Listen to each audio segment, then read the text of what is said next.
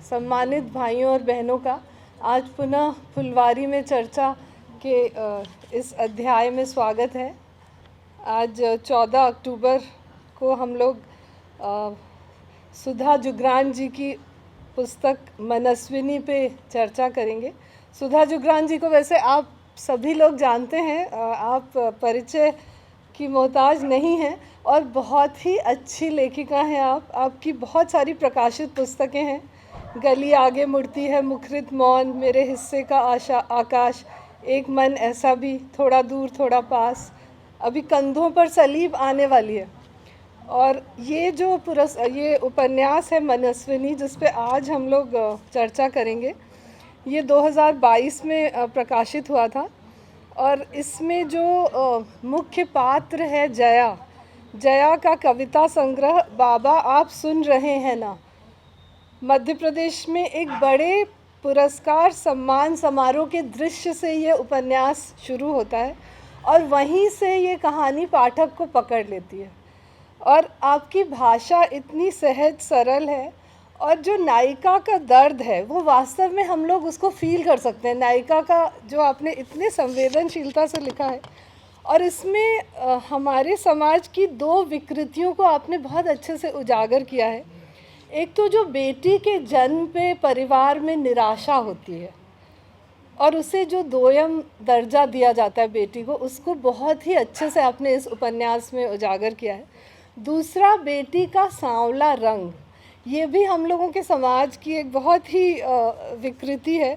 बचपन से उस बेटी को सुनाया जाता है कि उसका विवाह कैसे होगा, उसी पे बहुत लोग चिंतित रहते हैं। और मनस्विनी की जया इसलिए भी ख़ास है क्योंकि वो अपनी ही माँ की उपेक्षा और तिरस्कार से जीवन भर संघर्ष करती है। ये कहानी स्त्री पुरुष के रिश्तों पर भी प्रकाश डालती है। जया और देवेश की दोस्ती और प्रेम को देखने का नज़रिया, जिसे सुधा जी ने बहुत ही सहज तरीके से लिखा है। कुछ बदलाव सामाजिक तौर पर भी आए थे। स्त्री की सामाजिक स्वीकार्यता बढ़ी थी। नारी की जीवटता और सशक्तिकरण की ये कहानी निश्चित ही हमारी सभी बेटियों को प्रेरित करेगी। तो मैं सुधा जी को बहुत बधाई देना चाहती हूँ इतनी सुंदर कहानी लिखने के लिए। और अब मैं आपसे अनुरोध करूँगी कि आप यहाँ आकर अपना स्थान लें और मैं अनुरोध करूँगी अनिल रतूड़ी जी से कि पुष्प गुच्छ भेंट कर आपका स्वागत करें। बहुत बहुत शुभकामनाएं, आपको बहुत बधाई। थपलियाल जी के बारे में भी दो शब्द कहना चाहूँगी। यद्यपि आप भी किसी परिचय के मोहताज नहीं हैं। आप भारत सरकार के सूचना और प्रसारण मंत्रालय के एक वरिष्ठ सेवानिवृत्त अधिकारी हैं। वर्तमान में आप उत्तराखंड राज्य के अधीनस्थ सेवा चयन आयोग के माननीय सदस्य भी हैं। और श्री थपलियाल जी द्वारा लिखित विभिन्न पुस्तकों का प्रकाशन हुआ है, जिसमें लघु कहानियों की पुस्तकें राजकमल प्रकाशन दिल्ली द्वारा प्रकाशित हैं। आपके द्वारा लगभग 1 दर्जन से अधिक पुस्तकों को अंग्रेज़ी से हिंदी में अनुवाद किया गया है, जिनमें हिमालयन गैजेटियर और देहरादून का इतिहास मुख्य हैं। बहुत ही एक अच्छे इंटेलेक्चुअल इंसान हैं। आज आप डिस्कसेंट के रूप में यहाँ रहेंगे रतूड़ी जी के साथ, तो मैं आपसे भी अनुरोध करती हूँ अपना स्थान लें और रतूड़ी जी से अनुरोध करती हूँ कि पुष्प कुछ देकर आपका भी स्वागत करें। बहुत बहुत आपको स्वागत है। और अब मैं जो आज के मुख्य आयोजक और मुख्य डिस्कसेंट हैं श्री अनिल रतूड़ी जी, उनको आप सब जानते हैं तो मैं कोई परिचय नहीं दूंगी। आपसे अनुरोध है कि अपना स्थान ग्रहण करें। और अब मेरा कार्य पूरा हो गया, माइक आपके हवाले है, अब आप चर्चा शुरू करिए। देवियों सज्जनों, आपका सबका बहुत बहुत हार्दिक स्वागत, आपको सबको प्रणाम। आज जैसा अभी राधा जी ने बताया हमारे मध्य, आज इस सत्र की जो नायिका हैं हमारी और जो हमारी मुख्य अतिथि हैं, जिनकी पुस्तक के बारे में आज चर्चा होगी, आदरणीय श्रीमती सुधा जुगरान जी, उनका बहुत बहुत हार्दिक स्वागत।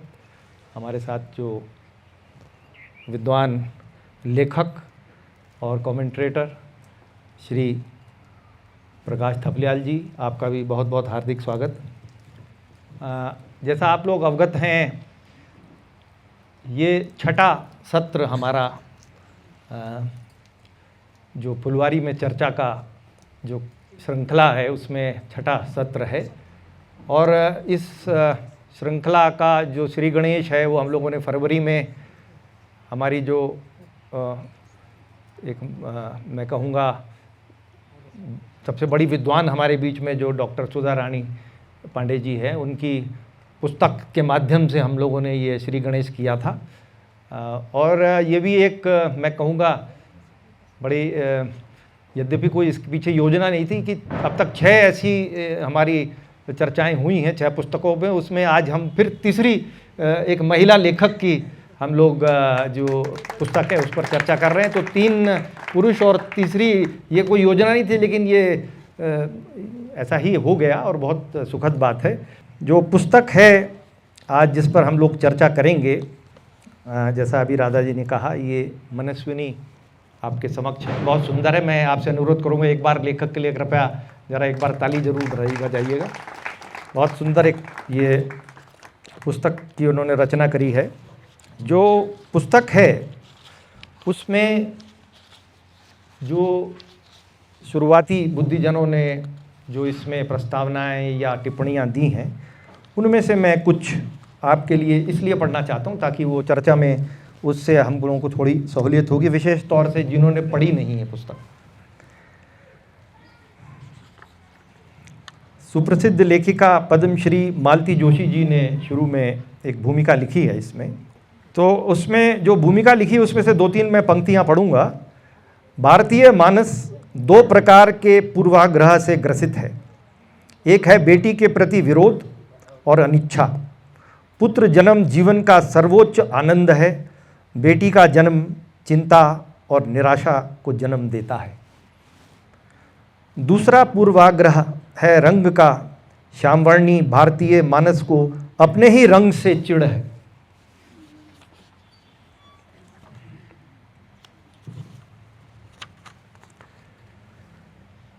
वह सफल होती है, इतना ही नहीं अपनी बेटी का मार्ग भी प्रशस्त करती है। ये नायिका के बारे में पंक्ति है। एक और इसमें जो टिप्पणी लिखी है आदरणीय संजीव जायसवाल जी ने, उसमें कुछ उसमें उसकी भी 2 पंक्तियां पढ़ना चाहूँगा। भाषा की ये जो शब्दावली है या भाषा है जो प्रयोग हुई है उसके बारे में कमेंट है। तो जो सब्जेक्ट था वो मैंने इंट्रोड्यूस कर दिया आपको। और जो भाषा है, भाषा की सहजता व सरलता तथा शैली की प्रखरता सुधा जुगरान की पहचान रही है और उनकी यह विशिष्टता इस उपन्यास में कुछ और उभर कर सामने आई है। उपन्यास की जो सब्जेक्ट है उसकी प्रेरणा के बारे में भी कुछ कमेंट उन्होंने दिया है। उपन्यास की पांडुलिपि भेजते समय सुधा जुगरान जी ने बताया था कि यह उपन्यास एक अन्य वरिष्ठ रचनाकार के जीवन पर आधारित है। लेखिका की इस बात के लिए प्रशंसा करनी होगी कि उन्होंने इस उपन्यास को ऑटोबायोग्राफी होने से बचा लिया है।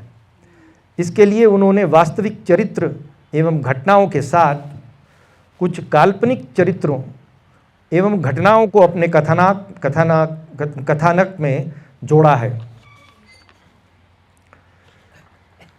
डॉक्टर लता अग्रवाल जी ने भी लिखा है। उन्होंने उनके पास केवल मैं शुरू का जो टाइटल है वही मैं पढ़ना चाहूँगा। मन को तपा कर कुंदन बनी मनस्विनी।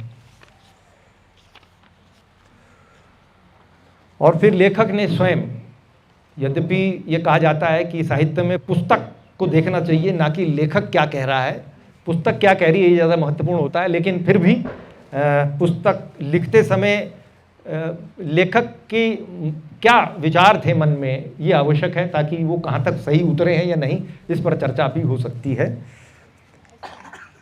अचानक जया मिल गई। अपनी अथक संघर्ष गाथा के लिए हुए रोम रोम पसीज गया सुनकर। इतने संघर्षों व धूप छाँव से गुजरकर जया ने अपने लिए सफलताओं का मचान खड़ा किया। तन मन में रच बस गई छोटी सी जया और दिल ने कहा इससे अच्छा ना आदर्श कथानक क्या होगा किसी उपन्यास का जिसमें कोई झूठ भी नहीं है, लेकिन उपन्यास में तो एक कहानी सांस लेती है ना, और कहानियाँ तो कुछ सत्य, कुछ कल्पना और बहुत सारा शब्द जाल होता है। और आखिरी पंक्ति, मनस्विनी जया के रूप में हर उस लड़की की कहानी है जो संघर्षों से निकलकर निखरती है, आग में सोने सी तपती है, उसकी राह में रुकावटों के पहाड़ खड़े हो जाएं, वह हार नहीं मानती है। उसका एक ही ध्येय होता है, अपनी मेहनत को मंजिल तक पहुंचाना।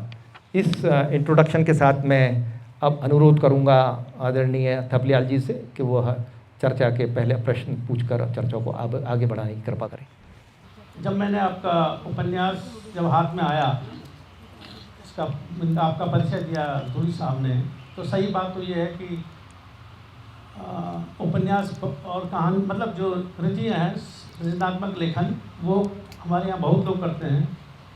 और जब मैं उसको पढ़ना शुरू किया तो मुझे लगा कि शायद नई पीढ़ी के कोई लेखक लेखिका होंगी, लेकिन वो हमने जब देखा कि इन्होंने जो पात्रों को जो इनका जो सेंट्रल थीम है वो तो खैर है ही, उसमें कोई कमी नहीं थी। वो आमतौर पर महिला लेखकों की होती है। और वो नायपॉल साहब ने जो नोबेल पुरस्कार विजेता थे, तो उन्होंने तो कहा था कि महिला लेखिका का एक पैरा मुझे दे दीजिए, मैं मत बताइए किसने लिखा, मैं बता दूंगा ये महिला लेखिका है। तो वो उसके कुछ भी कारण रहे हों, लेकिन इतनी बारीकी से जब इन्होंने देखा हमने कि चरित्रों को इन्होंने उभारा है, तो एक चरित्र जो इनका जो सेंट्रल जो इनका मुख्य चरित्र है वो जया है, निश्चित रूप से, जिसका मैडम ने जिक्र किया और तुलसी साहब ने जिक्र किया, वो है जया। ये सारा उपन्यास उसी के इर्द गिर्द घूमता है। जया, जैसा कि नाम से उपन्यास क्या है कि मनस्विनी का मतलब था बुद्धिमान स्त्री, और ये लग ही रहा था कि ये कोई बुद्धिमान स्त्री है, समझदार स्त्री है। आगे भी इन्होंने उसको, अगर ये नहीं खोलती टाइटल से तो और ज़्यादा अच्छा होता, क्योंकि अब इससे पता चल गया कि किसी बुद्धिमान स्त्री की ये बात कर रही है। तो हम आगे बढ़े तो अब ये है कि इसमें कुछ एक एक्सट्रीम दिखता है, जैसे तुलसी साहब पे भी कभी कहा गया होगा कि परामानवीय आपने एक ईमानदार अधिकारी का इसमें को निरूपित किया है। मैंने सुना था आपका एक इंटरव्यू कि ये तो सुपर ह्यूमन बीइंग होते हैं ऐसे, तो आपने कहा कि नहीं ऐसे होते हैं। यही स्थिति यहाँ भी है।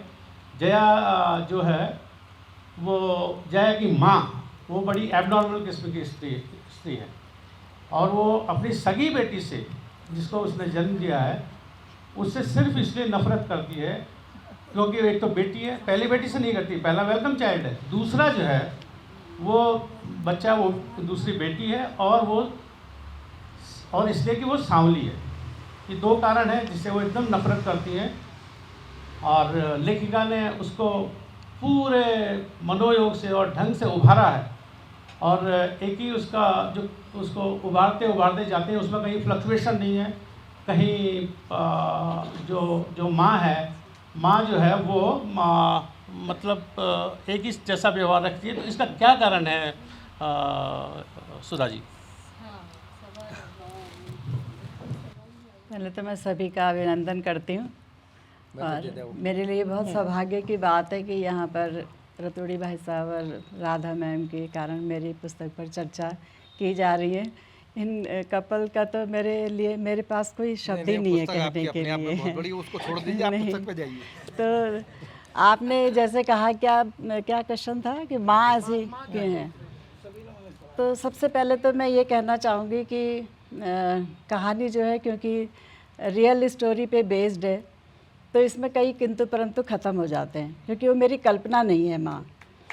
तो जो मुख्य कहानी है कि जया की माँ, जया का संघर्ष, उसके फादर का एक्सीडेंट, वो बिल्कुल रियल स्टोरी है। इसके इर्द गिर्द जो घटनाएं मैंने लिखी हैं, उसका जो लैंडलॉर्ड होता है वो जो परेशान करता है, वो बिल्कुल रियल स्टोरी है। और जो गुंडे उसके पीछे पड़ते हैं, जो ये जिस तरह से उसके ससुर जी मना करते हैं उसको जॉब करने के लिए, तो ये सब जो है एक रियल स्टोरी है। उसको मैंने नहीं छुआ, उसको मैंने वैसे ही लिखा। उसके इर्द गिर्द जो मैंने कहानियाँ बुनी और जो अपने इनपुट्स दिए वो मेरे हैं। तो माँ, अगर कोई मेरा एक्सपीरियंस पूछेगा तो मेरा माँ क्या, मेरी तो सास या किसी के बारे में भी कोई ऐसा एक्सपीरियंस नहीं है, लेकिन ऐसी माँ होती है, ये रियल स्टोरी। बहुत अच्छा प्रश्न है। अब मेरे ख्याल से मनुष्य, कोई कहा तो जाता है कि हम रैशनल हैं, मनुष्य मानना, ये समस्त मानव समाज ये मानता है कि हम रैशनल हैं, लेकिन असली बात ये है कि रैशनल है नहीं। तो इसलिए क्यों कोई मनुष्य ऐसा है, इसका कोई जवाब किसी के पास है नहीं। अब हैं ऐसी माँ हैं। जो मेरा सवाल आपसे है, अगर जो हमने अभी थपलियाल जी ने भी कहा, राधा जी ने भी इंट्रोडक्शन किया, जो भी पुस्तक को पढ़ेगा, आपकी जिन्होंने प्रस्तावनाएं लिखी, कमेंट्स लिखे, टिप्पणियाँ प्रारंभ में जो लिखी गई हैं, उन सब में जो मैं कहूँगा थीम अगर जो हम इस पुस्तक की लें तो वो महिला की कहानी है। और उसमें भी जो द्वंद्व है, बिना द्वंद्व के कहानी में कोई रोचकता नहीं आती है, और द्वंद्व जीवन में भी कठिनाई की चीज़ है। जो उसमें द्वंद्व मुख्य है कि भाई एक पितृसत्तात्मक समाज में जो अवधारणाएं हैं पुत्र के प्रति, बच्ची के प्रति, लड़की के होने से, और लड़की भी हुई तो फिर सांवला और गोरा, ये जो मुख्य अगर जो हम कहें तो असली द्वंद्व इस पुस्तक में महिला होना, यानी बच्ची होना, लड़की होना, बालिका होना, और उसका जो स्वागत नहीं है, और वो सांवली हो जाए अगर जो। और ये एक मेरे ख्याल से जो पितृसत्तात्मक समाज के साथ जुड़ी हुई चीज़ है। लेकिन जो मैं कहूँगा इसमें एक आयरनी है, जो माँ है, जो महिला है, वो इसकी सबसे बड़ी वाहक है। इस जो पितृसत्तात्मक जो व्यवस्था है, उसको हम विक्टिम कहें, अचेतन में उसके हो जो भी हो, लेकिन अब इसमें जो आपकी मुख्य जो नायिका है इसमें, जया, वो इससे एक बिल्कुल चेत है इस बारे में, और वो इससे युद्ध लड़ रही है और महसूस कर रही है। लेकिन बाद में वो भी एक पुत्र चाह रही है, बाद में वो भी एक पुत्र चाह रही है, और उसने भी वो रिस्क लिया। तो इसको जो महिलाओं को अगर जो इससे मुक्त होना है तो पहले तो सबसे पहले स्वयं इससे बाहर निकलना होगा। इस पर क्या आपका कहना है?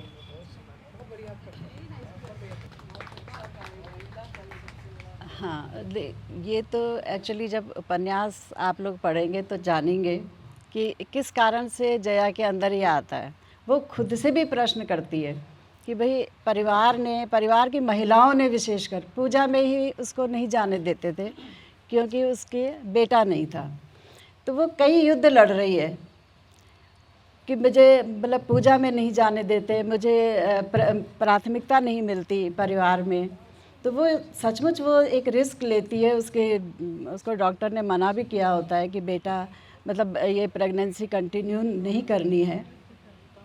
तो ये सच है कि लेकिन वो इस चीज़ को समझती है कि ये गलत था, वो क्योंकि वो उसका जो बैकग्राउंड था वो ऐसा था कि वो उसका आत्मविश्वास जो है निकल के बाहर नहीं आ पाता जितनी वो लायक थी। जब वो देखती है कि उसकी देवरानियाँ या कोई कम पढ़ी लिखी आई और उन्होंने अपनी शर्तों पे काम किया, अपनी शर्तों पे रही, उन्होंने दूसरों को अपने लिए अच्छा होने के लिए मजबूर कर दिया, और वो हमेशा दूसरों को खुश करने में लगी रही जया। तो हाँ, लेकिन ये भी रियल है ये भी स्टोरी रियल है जो इस तरह से लिखी गई है। नहीं, बहुत सही आप कह रही हैं। मेरे ख्याल से यद्यपि वो चेत थी और उससे बाहर निकलना चाह रही थी, लेकिन समय का जो कालखंड आपने बताया उसके देखते हुए, और एक ओवरवेलमिंग युद्ध वो किस से लड़ेगी। तो मेरे ख्याल से एक बीच में उसने कहीं ये समाज के साथ कुछ कॉम्प्रोमाइज़ करने का प्रयास किया। तो अगला प्रश्न थपलियाल जी आपसे अनुरोध है। सुधा जी, आपने जो इसका जो उपन्यास का नायक है, ये अगर पुराने संस्कृत के मानकों के हिसाब से देखा जाए तो इसका नायक रजत, जिसको नायिका प्राप्त हुई है। अच्छा। लेकिन मैं वही कहने जा रहा हूँ कि पुराने पैरामीटर से कहा जाए, जो कि पारंपरिक जो पैरामीटर थे उनके हिसाब से नायक रजत है, उसको हीरोइन मिली है, नायिका मिली है। लेकिन इसमें देवेश नायक है, और ये तो साफ सी बात है कि पाठक को भी यही लगता है और आपने भी यही कन्वे किया है, क्योंकि ये इम्पोर्टेंट नहीं है कि नायक से शादी नायिका की हुई या नहीं। इम्पोर्टेंट ये है कि नायक उसके मन मस्तिष्क में पूरा छाया है कि नहीं छाया, और वो छाया है, वो है देवेश। इस नायक की रचना आपने बहुत ही ज़बरदस्त ढंग से की है, और आपने नायक को केवल 1-2 बार उसका उसके बारे में बताया कि आज उसको नौकरी लग गई है तो उसकी चमक देखी जा रही है, लेकिन उसके अलावा नायक का कोई आंगोपांग को कहीं भी उसका जिक्र नहीं है, जो कि आपका अपना शिल्प है, नो डाउट। क्या ये सायास है अनायास है? क्या आपने बगैर ये बताए कि नायक कैसा है, नायक रूप रंग का कैसा, दिखता कैसा है, लंबा, रजत के बारे में आप कहते हैं लंबा है, गोरा है, ऐसा है वैसा है, उसके बारे में कुछ नहीं कहती जो उसका असली नायक है। ये सायास है अनायास है? बहुत सब बढ़िया सवाल है, बहुत बढ़िया सवाल। ऐसा बंद मैंने कर दो सोचा नहीं देवेश को कि उसको कैसा दिखाना है, क्योंकि उसकी जो एक अंदरूनी पर्सनालिटी है, एक जगह वो कहती है, सोचती है जो जया है कि जो उसके अंदर था वो अब बाहर दिखाई दे रहा। तो मतलब जो अंदरूनी पर्सनालिटी थी वो वहाँ से जुड़े हुए थे, जो उसको इनकरेज करता था, आगे बढ़ाता था, हमेशा कुछ करने के लिए बोलता रहता था। तो जो उसकी अंदरूनी पर्सनालिटी थी, जब वो जॉब पे आ जाता है वो बाहर दिखाई देती है उसके, तो वही मेन था। तो मुझे बाहर से उसको सुंदर नहीं दिखाना था, क्योंकि सौंदर्य ही हमेशा सब कुछ नहीं होता है। इसीलिए मैंने ना नायिका का कुछ ऐसा वर्णन किया, ना नायक का किया। और रजत को भी सुंदर नहीं दिखाया है। वो जो लड़की सोचती है कि वो आवश्यकता से ज़्यादा लंबा है और गोरा है, तो वो भी उसको पसंद नहीं आता। मतलब उसकी पर्सनालिटी भी ऐसी नहीं दिखाई कि जिससे कोई लड़की आकर्षित हो जाए। नहीं, बहुत जो प्रश्न था आपका बहुत अच्छा था, और आपका मेरे ख्याल से उत्तर भी बहुत वाजिब इसलिए है। यहाँ कुछ लोग जिन्होंने पैराडाइज लॉस्ट मिल्टन की पढ़ी होगी, तो उसमें ये जो आपने प्रश्न पूछा है, ये उसमें जॉन मिल्टन से ये सवाल पूछा गया कि आपने उसका हीरो कौन है। उस पुस्तक का 12 किताबें लिखी गई हैं, उसका हीरो कौन है। एक तो क्राइस्ट है, दूसरा सेटन है, शैतान। तो हीरो दोनों में कौन है? तो ये आज भी बहुत बड़ा इसमें द्वंद्व है। कोई कहता है शैतान हीरो है, क्योंकि क्राइस्ट तो अच्छा था, उसको अच्छा दिखाना, शब्दों में बुनना बहुत कठिन है। तो जो बाय कॉन्ट्रास्ट उसने दिखाया, शैतान को दिखाया, उससे अपने आप ही लोगों को अनुभूति हो जाएगी कि वो कैसे हैं। तो जो हमारे लेखिका ने जो नायक को दिखाया है, देवेश को, वो सीधे तौर पर इसलिए नहीं दिखाया शायद कि वो एक प्रकार से जो इतना आदर्श है वो, कि उसको मेरे ख्याल से इनडायरेक्टली दिखाना ही उसकी जो व्यक्तित्व है उसको निखारना था। तो ये बहुत अच्छा आपका प्रश्न था, और मेरे ख्याल से ये पहले भी इस प्रकार के जो चरित्र साहित्य में रहे हैं, ये विचार पूर्व में भी इसी प्रकार के रहे हैं। आपकी पुस्तक में जो पारंपरिक विवाह है, संस्कार है, और तो एक द्वंद्व ये है कि आधुनिक युग में, आधुनिक में मेरे ख्याल से कालखंड जो आपने लिया है, मैं इसका अंदाज इसलिए लगा रहा हूँ कि मोतीलाल वोरा जब हायर एजुकेशन मिनिस्टर थे मध्य प्रदेश में, वो एक स्पेसिफिक इतिहास का पीरियड है। प्रणब मुखर्जी की मृत्यु आपने इसमें दी है, ये सब आपने इसमें बताए हैं, और लैंडलाइन से मोबाइल फ़ोन का आना।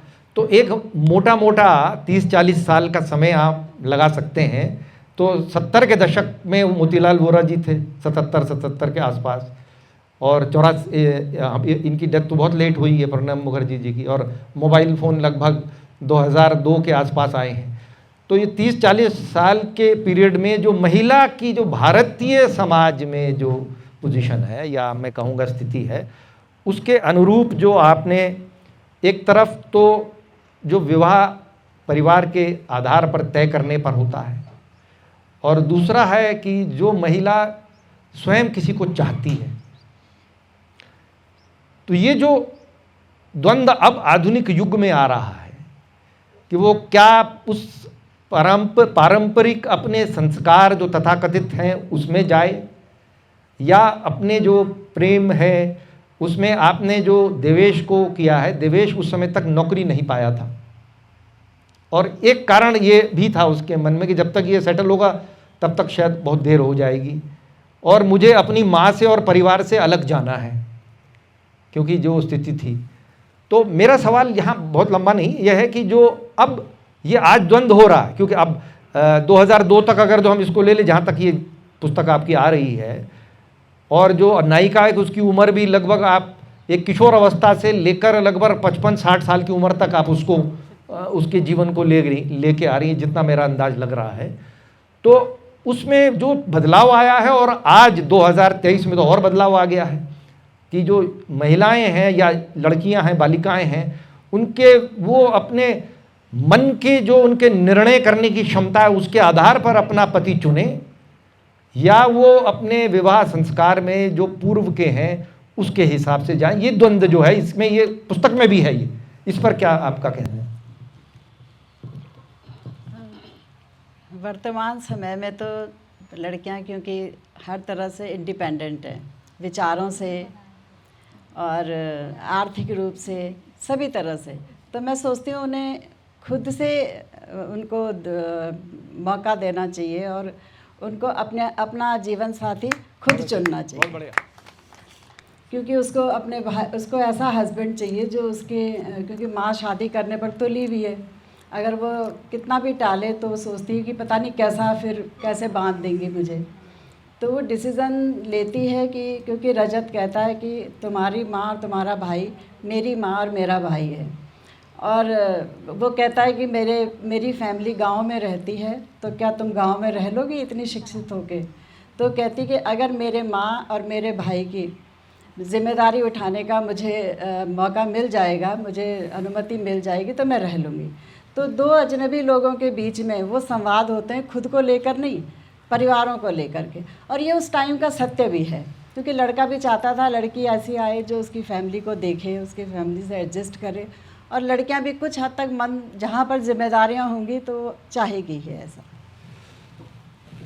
बहुत अच्छा, आपका विचार बहुत अच्छे हैं, और पुस्तक में भी कुछ हद तक इस प्रकार से आप सफल हुई हैं इस विचार को लाने में। यद्यपि हमारे अपने संस्कार और विवाह संस्कार एक हजारों साल से वो व्यवस्था चली आई है, लेकिन हमारी संस्कृति और उसकी जो मैं कहूँगा महानता है वो ये है कि समय के साथ वो उसको उसमें जो तब्दीली लानी है उसको किया गया है। तो अपने जीवन के लिए वो निर्णय लेने की क्षमता उनमें आ जाए, और उस निर्णय की वो पूरा दायित्व भी लें, कि रिस्पॉन्सिबिलिटी भी लें, और उसके जो कॉन्सिक्वेंसेज हैं, जो परिणाम हैं, उनको भी भुगतने के लिए तैयार रहें। यदि वो इस प्रकार से आप सक्षम उन्हें बना देते हैं तो मेरे ख्याल से ये जो समस्या है काफ़ी हद तक इसमें सुविधा आ जाएगी। थपलियाल जी अगला कृपया। और इसमें प्रणव मुखर्जी का भी जो नाम है, मेरी नज़र में उसकी भी ज़रूरत नहीं थी, क्योंकि ये न तो कोई फीचर है, न कोई आर्टिकल है, ये कोई उस तरह का हैंडआउट भी नहीं है जिसमें फैक्ट्स देने हों। ये सिंपल सा एक सृजनात्मक लेखन है, तो इन दोनों से बचा जा सकता था। और प्रणब मुखर्जी का जो बयान है वो तो ग्लैडस्टन का बयान है, उससे पहले से चला आ रहा था। तो justice delayed is justice denied वाला जो उक्ति है उनकी नहीं है। तो लेखक मुझे लग रहा कि अनायास फंस गया इसमें। इसका क्या कारण था? आपने दोनों का नाम क्यों लिखा? मुख्य बात तो ये है कि जब कोई भी स्टोरी लिखता है ना, तो कई चीज़ें मुझे सभी आलोचनाएं, जो भी और लोग यहाँ पर कुछ बोलेंगे, क्वेश्चन करेंगे, तो मुझे वो तहे दिल से स्वीकार है, क्योंकि मेरा पहला उपन्यास है, अभी तक मेरे संग्रह रहे हैं। तो अगर कोई भी आलोचना से ही सीखता है कोई भी लेखक, और लेखनी प्रखर होती है आलोचना से, तो वो जैसे प्रशंसा जो है मुझे स्वीकार है, वैसे ही मुझे आलोचना भी स्वीकार है। तो अगर ये पाठक को ये फील हो रहा है कि ये नहीं होना चाहिए था, तो इसे नहीं होना चाहिए था, लेकिन वो लिखा जा चुका है। नहीं, आपने बहुत ईमानदारी से आपने इसका उत्तर दिया, बहुत बहुत धन्यवाद। हाँ, ये बात जो आदरणीय थपलियाल जी ने पूछी, अच्छा होता कि यदि नाम आप किसी का लेती उसमें, तो कहानी में उसका कोई प्रसंग होता, तो वो फिर एक स्वाभाविक तौर से वो उभरता। लेकिन ये भी अपनी जगह सही है कि यद्यपि कहानी में कुछ सच्चाई है, कुछ काल्पनिक है, लेकिन कहानी को, उसको अंग्रेज़ी में कहते हैं विलिंग सस्पेंशन ऑफ डिसबिलीफ। जो राइटर है वो ये चाहता है कि जो लेखक, जो पाठक है, वो विश्वास करे कहानी पर। सबसे पहला काम तो विलिंग सस्पेंशन ऑफ डिसबिलीफ है, जो डिसबिलीफ पढ़ने वाले के मन में है। तो जब आप उसको इतिहास के किसी कालखंड में बुनते हैं उसको, तो वो एक पर्सपेक्टिव मिल जाता, प्रसंग में चला जाती है चीज़। तो उसकी अपनी जगह है भी वैसे, लेकिन हाँ अच्छा होता कि वो कहानी में ही वो स्वाभाविक रूप से उभरता और प्रसंग उसमें कहीं होता उसका। मेरा प्रश्न जो आपसे अब है वो, आपने इसमें अगर जो हम देखें तो त्रिकोण है इसमें, एक प्रकार से नायिका है, नायक देवेश और उनके पति रजत, और जो आपके विचार भी हैं और जिस प्रकार से वो कहानी का परिणाम भी लेखक के जो पाठक जिसको महसूस करता है, उसमें एक चीज़ ये है कि देवेश और जया के बीच जो रिश्ता है वो मित्र का तो है ही, प्रेमिका का भी है, प्रेम प्रेमिका का भी है, जो प्रेमी और प्रेमिका वाला रिश्ता भी है वो इसमें भी दो राय नहीं है मेरे विचार से, और मित्र भी हैं, लेकिन वो एक प्लेटोनिक मैं कहूँगा प्रेम है। तो क्या इसमें जो आपने बाद में भी जो कहानी में बात आती है कि वो अपने पति को नहीं बताती उसके बारे में, और बाद में जो पति उसको समझता है, यद्यपि मुझे थोड़ा सा वो कृत्रिम लगा उसमें, थोड़ा सा मतलब जिस प्रकार से वो उसका कंक्लूजन किया आपने, लेकिन जो आपका ध्येय है एज मतलब लेखक के तौर पर, जो किसी ख़ास तौर से शादीशुदा महिला और किसी दूसरे पुरुष की जो मित्रता है, उसको उसके बारे में आप क्या उसको थोड़ा सा एलेबरेट करना चाहेंगे उस पर? यहाँ पर जितने भी पुरुष बैठे हुए हैं, मैं उनसे पूछना चाहूँगी क्या वो स्वीकार कर लेंगे अगर उनकी वाइफ कहेगी मेरा पड़ोसी मुझसे मिलने आया था और वो यंग हो, बिल्कुल उसके साथ का बचपन का साथी हो। तो ये काफ़ी मुश्किल था, लेकिन समय बदला। आज का अगर टाइम देखें तो हाँ, लड़के लड़कियों की मित्रता होती है, लेकिन मैंने जो टाइम दिखाया उसमें वो बताना चाहती है अपने हस्बैंड को कि देवेश आया था, लेकिन कीप योर क्वेश्चंस अलाइव। लेकिन उसका हस्बैंड कहता है कि क्या देवेश अपने हर पड़ोसी को मिलने चला जाता है। तो एक ये कटाक्षी काफ़ी था। कई बार क्या होता है कि शब्दों में उतना बोला नहीं जाता है जितना तुम अपने हस्बैंड या वाइफ को समझ लेते हो कि वो उस चीज़ को ले पाएगा खुशी से या नहीं ले पाएगा।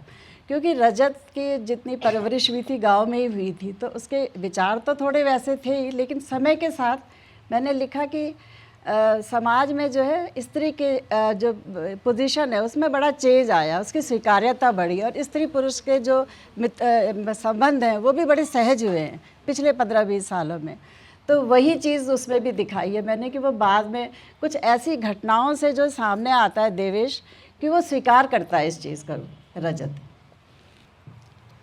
नहीं, बहुत अच्छी बात आपने ये कही कि यद्यपि एक पारंपरिक जो विचार है, संस्कार है, उसकी अपनी सोच है, लेकिन समय के साथ महिलाओं की जो स्थिति है या महिलाओं के बारे में जो इस रिश्ते के बारे में जो विचार है, उसमें उतनी तेज़ी से तो बदलाव नहीं आया शायद जितना अपेक्षित या आना चाहिए, लेकिन कुछ बदलाव तो आया है अवश्य, इसमें भी कोई दो राय नहीं है। और आज सुप्रीम कोर्ट तक लिव इन रिलेशनशिप को एक प्रकार से उन्होंने उसको रिकग्नाइज़ कर लिया है, और उसमें भी कुछ उन्होंने राइट्स जो हैं उसके देने लगे हैं। बाहर विदेश में यूरोप वगैरह में तो एक कॉन्सेप्ट आ गया है सिविल मैरिज, जिसका लिव इन रिलेशनशिप रहते, तो बदल तो रहा है समय। तो वो बात आपकी कहने सही है, आपका कहना कि कुछ बदलाव आए हैं। मैं थपलियाल जी से अनुरोध करूँगा कि चर्चा को कृपया आगे बढ़ाएंगे। सच्चाई तो ये है कि जो रजत का जो चरित्र है उसमें जब वो कटाक्ष करता है कि क्या वो ऐसे ही सब पड़ोसियों से मिलने जाता है देवेश, इससे मुझे बिल्कुल भी आश्चर्य नहीं हुआ, और बिल्कुल स्वाभाविक था उसका रिएक्शन, और आपने उसको बिल्कुल सही धरातल पे सामने रखा है, कोई दिक्कत नहीं थी।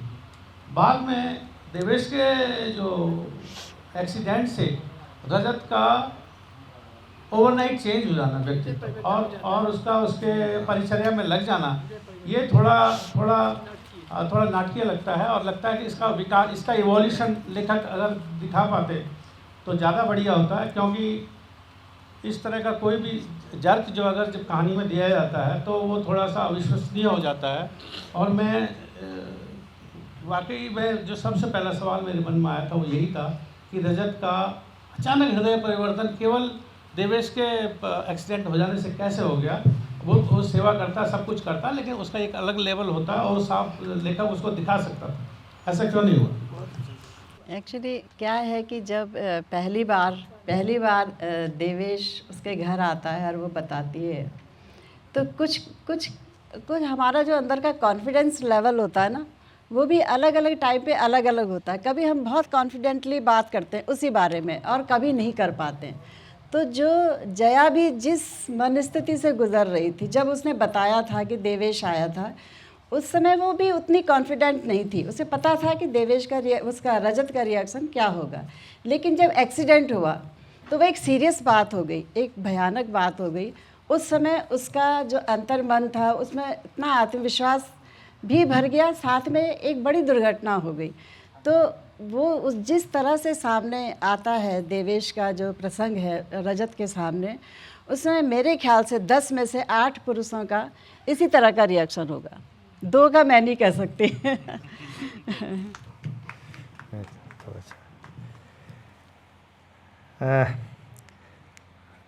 कहानी सच्ची है, उसमें आपने काल्पनिक कुछ अपनी रचना करी है। शब्द आपके सरल हैं, यद्यपि बहुत उपयुक्त हैं। बात है माध्यम की, उपन्यास, और वो जो साहित्य, आपने साहित्य की भी इसमें बात करी है। तो एक जगह आपने, मैं पृष्ठ है 129 पे, ये जब वो अपनी वो जो दीदी से बात कर रही हैं, जिनको वो जो उनको प्रोत्साहन देती हैं लिखने के लिए, सोचती हूँ जया अगर लेखनी इजाद न हुई होती तो व्यक्ति अपने मन की व्यथा किससे कहता। तुम्हारी इन कविताओं का संग्रह जिस दिन पाठकों तक पहुँचेगा तहलका मचा देगा। और फिर बीच में आप निराला जी की भी बीच में आपने कोट करती हैं, अबे सुन बे गुलाब, भूल मत जो पाई खुशबू, रंग वो आब, खून चूसा खाद का तूने अशिष्ट, डालकर इतरा रहा है कैपिटलिस्ट। सच दी ये साहित्य भी कितना लोक मंगलकारी औषधि है ना, रोग का इलाज भी करती है और साथ ही हमें प्रेरणा भी देती है कि हम समाज को अपने अनुभवों से सावधान कर दें ताकि उनकी बाधाओं में कमी आए। तो जो साहित्य एक माध्यम है मानव के अपने विचारों को व्यक्त करने का, अभिव्यक्ति करने का, एक प्रकार से औषधि भी है वो, तो इसको थोड़ा सा एलेबोरेट करिएगा। क्या होता है ना, जो लेखक है वो तो अपना अंतर्द्वंद अपना भी कहेगा और दूसरों का भी जो उसको छुएगा उसका भी कहेगा। तो जो ये मैंने उपन्यास लिखा है, ये मेरा जो दिल्ली प्रेस ग्रुप है, उस ग्रुप में वो लेखिका भी थी। तो एक बार परेश नाथ जी जो उसके एडिटर हैं, उन्होंने कहा कि अभी जो परिवार में बड़ा बेटा होता है वो बहुत घरों में जो है जिम्मेदारी निभाता है, तो क्या किसी स्त्री का, किसी बेटी का ऐसा एग्जाम्पल है। तो इन्होंने जो ये लेखिका हैं जिन पर ये बेस्ड है स्टोरी, इन्होंने ये थोड़ी सी घटना लिखी थी जो उनके फादर का एक्सीडेंट, जो ट्रेन एक्सीडेंट होता है, और प्लस वो कैसे वो पेंशन के लिए और उसके मुआवजे के लिए उसे चक्कर लगाती थी। यहाँ क्योंकि सब साहित्यकार बैठे हुए हैं या साहित्य में रुचि रखते हैं, ये बात बहुत महत्वपूर्ण है, क्योंकि बहुत सारे लेखक ऐसे हैं जो अपनी लेखनियों को किसी को पढ़ाते नहीं हैं, केवल अपने आत्मा से जो है एक संवाद करके उसको लिखते हैं और अपने को समझते हैं, और जो भी भाव मन में हैं, जो जिस प्रकार से वो विचलित हो रखे हैं अंदर से भावनाओं की जाल में, उसको अपने शब्दों में बाहर निकालकर एक प्रकार से उन्हें औषधि मिलती है, जैसे कोई इलाज हो गया हो। तो ये बात बहुत सही आपने कही। आपने जो रिसर्च करी इस पे, जो मैं कहूँगा इसकी जो कहानी की जो विश्वसनीयता है, चाहे वो मध्य प्रदेश के छोटे मुफस्सिल शहर हों, हरदा हों, या उसके सागर हों, या उसके इर्द गिर्द जो छोटे छोटे शहरों की आपने बिल्कुल जो सही प्रकार से जो वहाँ जीवन है वो सब आपने बहुत अच्छा बुना है। रेल के विभाग के बारे में जिस प्रकार से वो जांच हुई, जिस प्रकार से वो आपने उसमें जो पेंशन बनने में जो बहुत ही, मैं उसमें आपकी तारीफ़ करूंगा कि बहुत अच्छी रिसर्च आपकी इसमें है। उनकी कई कृतियाँ मैंने पढ़ी हैं, लगातार पढ़ती रही। इस किताब को मैंने पढ़ा, मुझे बहुत सारे प्रबुद्ध सवाल पूछे जा चुके हैं। केवल एक सवाल पूछना है, वो यह कि जब वो बचपन से इतनी विद्रोही है, अपने पढ़ने के लिए संघर्ष करती है, सब कुछ करती है, तो अंततः देवेश के लिए उसने क्यों नहीं विद्रोह किया कि वो देवेश को अपना लेती। पूरा स्मृतियों में देवेश छाया हुआ है, उससे समानांतर छा रहा है, पढ़ कर रहा है, तो ये बड़ी बात है। और दूसरी बात ये कि उपन्यास बांधता है, पर कई बार बहुत सारी घटनाएं, बहुत सारे पात्रों का ऊहापोह होता है, मुख्य कथानक से छूट भी जाता है। कई बहुत सारी अवान्तर घटनाएं आई हैं जिससे पात्र के मुख्य कथानक को कहीं भटका सा गया है। तो मेरा प्रमुख सवाल तो है कि उसने सब चीज़ में विद्रोह करती है, पढ़ने के लिए पिता माँ के साथ करती है, बुरा मानती रहती है। और दूसरी, आपकी शायद कोई और कहानी पढ़ी थी, आपके कहानी में माँ इतनी क्रूर क्यों हो गई है? माँ कुछ भी हो जाए सब चाहेंगे, इतनी क्रूर क्यों हुई है कि अपनी ही जन्मी लड़की को इस तरीके से कर रही है? उपेक्षित करना अलग बात है, उसकी क्रूरता हद पार करिए जिस तरीके से उसने बेटी के साथ व्यवहार किया है। बस यही दो सब।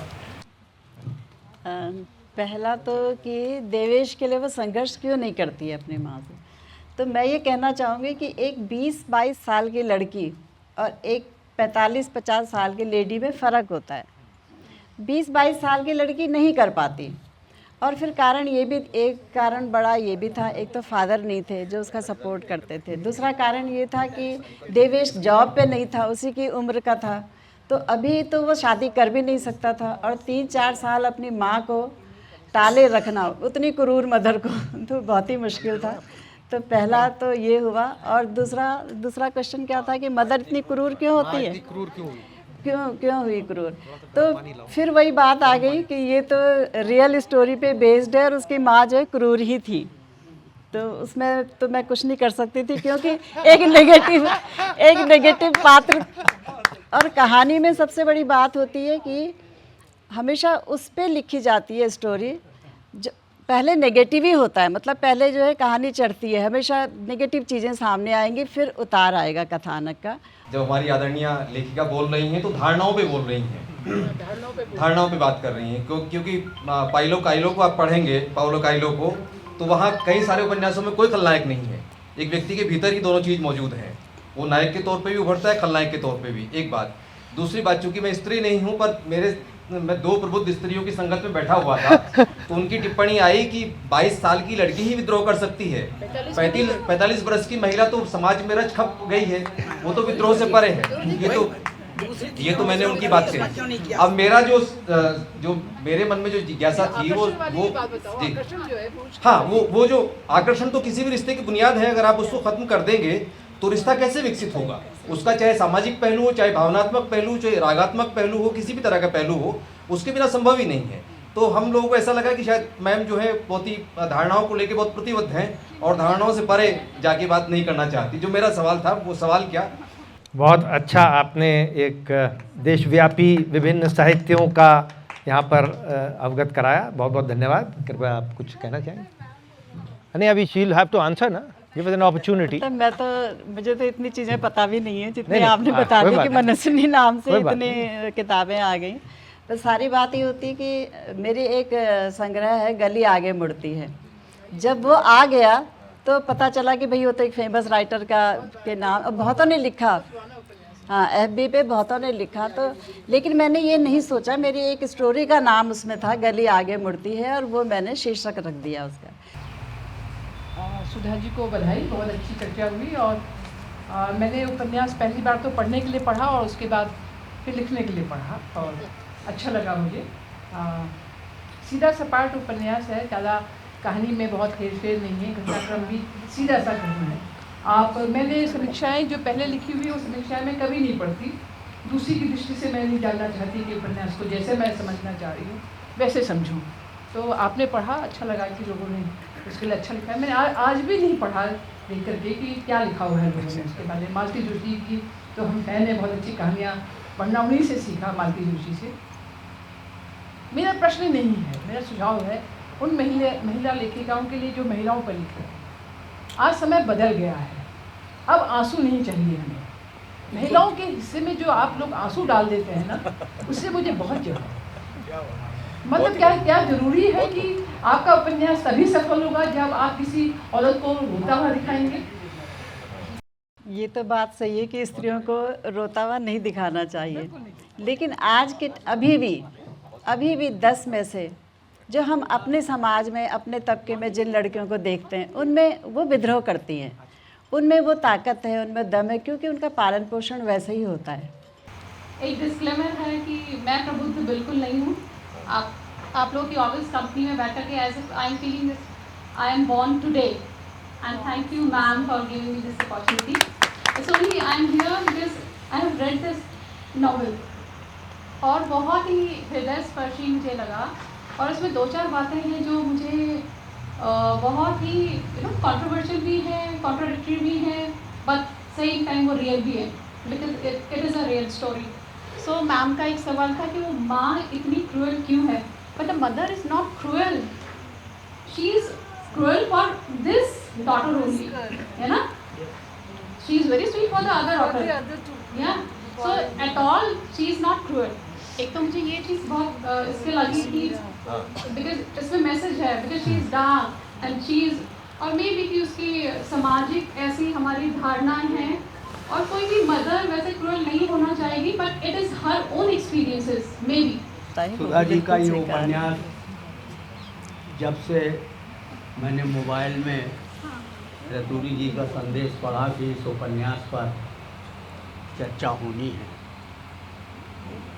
तो उपन्यास तो मैंने नहीं पढ़ा, लेकिन अभी जितनी बातें मैंने उपन्यास से संदर्भित अभी सुनी, आदरणीय ने जो प्रश्न किए वो सुने मैंने, रतूरी साहब ने जो समस्याएं उठाई, जो प्रश्न उठाए वो भी मैंने सुने। सुनते सुनते 2-3 बातें मेरे दिमाग में आई। वो बातें, सबसे पहली बात मुझे ये लगी है, मैं कहाँ तक सच हूँ या गलत, झूठ हूँ, सही हूँ या गलत हूँ, मैं नहीं जानता, क्योंकि मैंने उपन्यास नहीं पढ़ा, लेकिन इतना ज़रूर मैं कह सकता हूँ कि उपन्यास लेखिका में परकाय प्रवेश की क्षमता बहुत कम दिखाई मुझे दी है। उपन्यास की सबसे पहली शर्त, बुनियादी शर्त यही होती है कि उन्हें अब पात्रों की जब बुनावट की जाती है, कथानक की जब बुनावट की जाती है, तो पात्रों के भीतर प्रवेश की क्षमता हमारे अंदर कितनी है, आख्यान और उपाख्यान के बीच का अंतर हम कितना पाट सकते हैं, इन सब बातों को समझने की क्षमता हमारे अंदर बराबर होनी चाहिए। मुझे ऐसा लगता है कि परकाय प्रवेश की क्षमता मुझे कम लगी है माँ के चरित्र के माध्यम से, कि माँ की आत्मा, माँ की चेतना, माँ की ममता को बहुत सतही ढंग से व्याख्यायित किया गया है इसमें। और इस उपन्यास के लेखन के लिए मैं लेखिका को हार्दिक बधाई देता हूँ और शुभकामनाएं। बहुत बहुत बधाई मनस्वनी रचने के लिए। किताब मैंने 2 बार पढ़ी। माइक थोड़ा ऊपर कीजिए मैम ना, माइक थोड़ा ऊपर। मेरे कद के मुताबिक ऊंचा कर दें। सही। मैंने वैसे आज कोई प्रश्न नहीं पूछना था, क्योंकि यहाँ सब धुरंधर बैठे हुए जिन्होंने बिल्कुल बार निकाली, लेकिन एक प्रश्न कौनता रहा जब इन सब ने पूछा, डॉक्टर सुधा रानी पांडे जी और सविता मोहन जी और सुशील जी को सुनकर, मैं ये कहना चाहती हूँ कि जब हम लिखते हैं तो समाज को प्रत्यक्ष या परोक्ष रूप से कुछ संदेश देते हैं, लेकिन आप यह संदेश दे रही हैं आज के ज़माने में, जब स्त्री सशक्तिकरण की बात हो रही है, कि एक महिला सशक्त है, एक महिला इतनी पढ़ी लिखी है, हमारे समाज में अपना स्थान बना रही है, लेकिन वो अपने अधिकारों के लिए लड़ नहीं सकती, तो क्या हम यह संदेश दे रहे हैं कि पढ़ना लिखना बेकार है और खूबसूरत होना ही अच्छी बात है? तो देह ज़्यादा ज़रूरी है, फिर पढ़ना लिखना तो ज़रूरी नहीं। तो ये इसका ज़रूर आप मुझे जवाब दीजिए। सबसे बड़ी बात यह है कि अगर हम महिला सशक्तिकरण की बात करते हैं तो हम नारेबाजी की बात करते हैं। क्या आपको जया महिला सशक्तिकरण का एक अच्छा उदाहरण नहीं लगती कि वो पारिवारिक रूप में भी संघर्ष करती है, अपने फैमिली जो फादर की भाई बहन माँ उनको आखिरी तक नहीं छोड़ती है, अंत तक उनका साथ देती है, अपनी पढ़ाई भी जारी रखती है, माँ फीस के लिए पैसे नहीं देती है, अपनी गुल्लक फोड़ती है, 5 रुपये फिर भी 5 रुपये कम पड़ते हैं वो उससे मांगती है। इसके अलावा वो कॉलेज जाने के अलावा एक हॉस्टल में पढ़ाती भी है। क्या ये महिला सशक्तिकरण का एक अच्छा उदाहरण नहीं है? First, I'd like to take this opportunity to thank Radha ma'am and Raturi sir because it's a big honor for me. Thank you so much, sir. So, Allahabad gave me a lot of cultural, what I can say, it enriched me, and today I'm experiencing the same Ganga Jamuni Tehzeeb in Dehradun. So, it's a big compliment to ma'am, both of you. Thank you so much. मैं कोई किताब पे टिप्पणी करने की कोई मतलब बहुत छोटी नाचीज़ हूँ। मैं एक चीज़ से सहमत नहीं थी जो मैम ने कहा था कि 21 साल की लड़की विद्रोह कर सकती है और 45 साल में वो बात नहीं होती। मेरे साथ उल्टा हुआ है कि मैं अपना व्यक्तिगत अनुभव शेयर करना चाहूँगी। मैं जब 21 साल की थी मैं पत्रकार बनना चाहती तो IAS ऑफिसर साइमल्टेनियसली, तो मैं कोचिंग भी करी थी IAS की और पत्रकार भी थी टाइम्स ऑफ इंडिया लखनऊ के लिए। कभी मुझे रात को 11:30 आना होता था कल्चरल कवरेज करने के बाद, कभी 12 बजे, क्योंकि कल्चरल इवेंट्स तभी ख़त्म होते थे। कभी मेरे पिता या माँ या दादाजी दादी जी, क्योंकि जॉइंट फैमिली की संयुक्त परिवार, कभी किसी ने प्रश्न नहीं किया कि तुम इतनी लेट क्यों आई हो। कभी संघर्ष नाम का मैंने कभी फेस नहीं किया। अनफॉर्चुनेटली आयरॉनिकली इस शहर में देहरादून में मैं पिछले 17 साल से हूँ। बहुत बहुत बधाइयाँ आदरणीय लेखिका को। यह सच है कि मैंने भी पुस्तक बिल्कुल नहीं पढ़ी है, इसीलिए पुस्तक पर कोई बात नहीं करना चाहता हूँ। बगैर पढ़े टिप्पणी मैं बिल्कुल नहीं करना चाहता, लेकिन 2 बात कहना चाहता हूँ। ये इससे अच्छा है कि मैं इसके बगैर ही बोलूँ। ठीक है बोलिए, ऐसे पकड़ के बोलिए, मुंह में से और ऊपर ले लीजिए। हाँ। 2 बातें कहना चाहता हूँ। एक तो आदरणीय सविता दीदी ने जो बात कही थी कि महिलाओं को रुलाने वाली बात, और करुण को लेकर के आपने बात की थी। दरअसल परंपरा में महिलाओं पे ही रोने की बात नहीं रही है, पुरुषों को भी रुलाने और रोने की बात पूरी रही है। करुण रस को प्रधान रस मानने वाले महाकवि भवभूति ने राम को अनेकशः रुलाया है उत्तर रामचरित्र में। तो आपने महिला को रुलाया है, लेकिन वहाँ भगवान श्री राम पुरुष रूप में हैं और उनको खूब रुलाया गया है। तो करुणा के स्वरूप को यहाँ इस रूप में देखा। वाह, बहुत अच्छे। नमस्कार सभी बुद्धिजीवी साहित्यकारों को। सबको एक एक करके एड्रेस किया जाए, उससे अच्छा मुनव्वर राणा साहब का शेर है कि खुद से चल के नहीं ये तर्ज सुखन आया है, पाँव दाबे हैं बुजुर्गों के तो ये फन आया है। और आप सभी में से सबसे यंगेस्ट मेंबर हूँ, तो I want to connect some dots and complete some circles. आदरणीय सुधा मैम का पहला सत्र में से लेकर आज तक के जितने भी सत्र हुए हैं उसमें सभी में पूर्वाग्रह स्त्रियों के या रंगों के प्रति या हमारी बायसनेस का जिक्र हुआ है। उस रोज़ जब सबसे पहला सत्र था तो मैं उससे ठीक पहले आधे घंटे पहले मैं अमेज़ॉन की एक रिपोर्ट पढ़कर आ रहा था। उन्होंने 2013-14 में AI बेस्ड सॉफ्टवेयर बेस्ड ऐसे शॉर्ट लिस्टिंग जो एप्लीकेशंस आती है उनका किया था, वो स्टार्ट किया था, लेकिन 2015 में उनको बंद करना पड़ा। क्यों? क्योंकि जो जेंडर बायसनेस है, क्योंकि इनपुट्स जो सॉफ्टवेयर के हैं वो हमसे ही जाते हैं, जो हमारी सोसाइटी है। तो ये हमारे मन मस्तिष्क कॉन्शियस सबकॉन्शियस से लेकर AI सॉफ्टवेयर तक में जा चुके हैं, क्योंकि उसमें भी जो AI सॉफ्टवेयर था वो सिर्फ पुरुषों को ज़्यादा शॉर्टलिस्ट कर रहा था। सबसे पहला ये।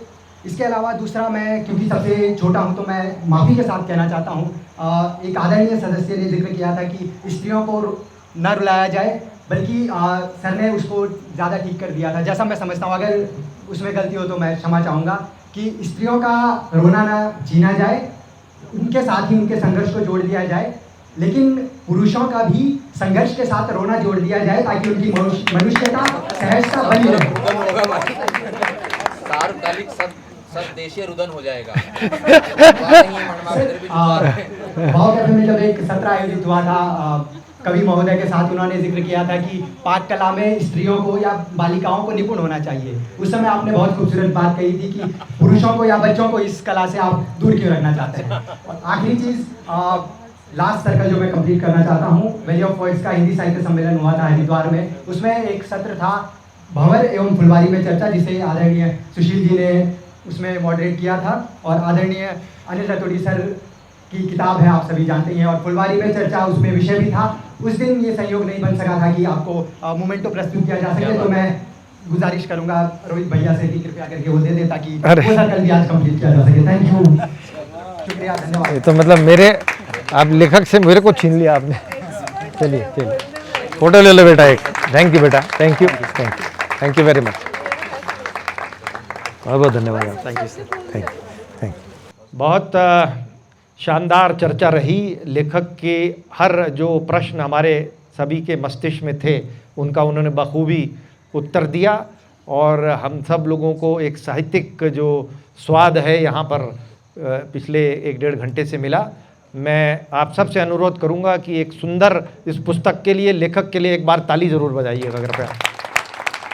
आज के इस सत्र में मैं धन्यवाद देना चाहती हूँ सभी को, विशेष रूप से सुधा जुगरान जी को। इतनी सुंदर, इतनी संवेदनशील, इतनी सशक्त पुस्तक लिखने के लिए आपको बहुत बहुत धन्यवाद। और आज इस चर्चा में आपने कितने कुशलता से हर प्रश्न का जवाब दिया, वो बहुत ही काबिल तारीफ़ है। मेरे पास शब्द नहीं है बोलने के लिए। बहुत ही अच्छा आपने इस सेशन में सारे जवाब दिए। और मैं धन्यवाद देना चाहती हूँ अनिल रतूड़ी जी का और प्रकाश थपलियाल जी का। आपने बहुत अच्छे प्रश्न पूछे, और ऑडियंस में भी जितने लोग थे सब ने बहुत अच्छे प्रश्न पूछे और बहुत अच्छे अपने उद्गार भी व्यक्त किए। तो ये फुलवारी में चर्चा जो है, इसके लिए क्या कहें, ये एक हम लोगों को बहुत ऊपर उठा देती है कहीं, तो बहुत प्रसन्नता होती है हृदय से आप सब लोगों के यहाँ आने से। इतना अच्छा माहौल जो यहाँ पे बन जाता है, ये हम लोगों का बहुत बड़ा सौभाग्य है कि आप सब एक छोटे से इनविटेशन पे, व्हाट्सएप पे इनवाइट जाता है, आप सब लोग यहाँ आते हैं और इतना खुल के इस चर्चा में प्रतिभाग करते हैं। तो मैं हृदय से अपनी और अनिल रतूड़ी जी की ओर से आप सबका बहुत बहुत धन्यवाद देना चाहती हूँ, क्योंकि ये विषय बहुत क्लोज़ है मेरे हार्ट के। तो मैं कुछ अपनी बात भी कहना चाहती हूँ। मैंने सवाल नहीं पूछा सुधा जी से, लेकिन जो प्रश्न आए थे उनमें कुछ बातें मैं कहना चाहती हूँ। एक तो ये कमेंट आया था, कुछ हमारे सम्मानित लेखकों ने ये कमेंट किया था कि एक पैरा पढ़ने से ही पता चल जाता है कि ये एक महिला लेखक ने लिखा है। मुझे लगता है इसमें कहीं ना कहीं कोई बायस आ जाता है, सेक्सिस्ट कमेंट है। मैं उसका बहुत तगड़ा विरोध करती हूँ और मैं इससे सहमत नहीं हूँ बिल्कुल। Naipaul is also a very sexist writer, so I don't go by what Naipaul says. दूसरा, यहाँ पर फुलवारी में ही हम लोगों ने अब तक 3 महिला लेखकों की पुस्तकों पे चर्चा की, डॉक्टर सुधा रानी पांडे, श्रीमती डॉली डबराल जी और अब श्रीमती सुधा जुगरान जी। आप तीनों की पुस्तकें मैंने पढ़ी हैं और तीनों का स्टाइल बिल्कुल अलग है। कोई भी पढ़ के ये नहीं कह सकता कि ये एक महिला ने लिखा। ये एक हम लोगों का पूर्वाग्रह है। तो मेरा अनुरोध है कि प्लीज़ प्लीज़ प्लीज़, आप सब लोग लेखक हैं, बहुत हाईली इंटेलेक्चुअल हैं, प्लीज़ पूर्वाग्रह से ऊपर उठ के पुस्तकें पढ़िए। और दूसरी बात जो अभी सुधा जी ने कही थी कि जो सशक्तिकरण की बात है, जया एक बहुत ही सशक्त चरित्र है और जो आपने जो रियलिटी आपने प्रोड्यूस की है, मतलब एक असली कहानी को आपने उपन्यास में ढाला है, वो रियलिटी आप एकदम लास्ट मिनट तक आप रियलिटी के साथ रही हैं, कभी भी आप रियलिटी से नहीं। That is something I really give you credit for. आप सब ने पौथेर पांचाली का नाम सुना होगा। सत्यजीत राय जो बहुत ही फेमस डायरेक्टर हैं, वो रियलिटी पे ही फिल्म बनाते थे। वो विभूति भूषण बंदोपाध्याय की किताब थी जिस पे उन्होंने पौथेर पांचाली बनाई। तो वो मतलब लास्ट मिनट तक रियलिटी से हटते नहीं थे। और सुधा जी की पुस्तक भी उसी प्रकार की है और मुझे उम्मीद है इस पे ज़रूर एक दिन फिल्म बनेगी। बहुत ही सुंदर आपने उपन्यास लिखा है, पुनः आपको बधाई। और एक बात मैं लास्ट में कहना चाहती हूँ, सॉरी आप लोगों का बहुत समय ले लिया। जो अभी महिला सशक्तिकरण की बात हो रही थी कि औरतों को रुलाओ मत, औरतों को अगर समाज रुलाना बंद कर देगा तो लेखक भी नहीं रुलाएंगे। ये तो समाज का एक रिफ्लेक्शन है जो पुस्तकों में आ रहा है। और जो अभी सचिन ने बहुत अच्छी बात कही कि एक्चुअली औरतों को रुलाना बंद मत करिए, पुरुषों को रुलाना सिखाइए, क्योंकि वो ज़्यादा ह्यूमेन हो जाएंगे। और आज जो यूक्रेन, रशिया, इजराइल और हमास वॉर हो, सारे वॉर ख़त्म हो जाएंगे। युद्ध ख़त्म करिए दुनिया से, वो तभी होंगे जब पुरुष भी रोना सीख जाएंगे। एक और पॉइंट जो इसमें बार बार कहा गया कि उसकी माँ इस जया के साथ इतनी क्रूर क्यों थी, क्योंकि ये भी समाज का एक यथार्थ है कि जब पहली बेटी पैदा होती है तो लोग थोड़ा बहुत खुशी मना लेते हैं, लेकिन दूसरी बेटी को पैदा नहीं होने देना चाहते लोग। सबसे ज़्यादा जो फीटिसाइड होता है वो दूसरी बेटी के जन्म के टाइम। अगर सेकेंड प्रेगनेंसी में पता चलता है कि बेटी होने वाली है तो 50% अबॉर्ट हो जाती है। यहाँ तो फिर भी जया पैदा हुई, तो उसकी जो क्रूरता है वो बहुत स्वाभाविक है और वो समझ में आती है। और पुनः बहुत बहुत धन्यवाद मुझे धैर्य से सुनने के लिए।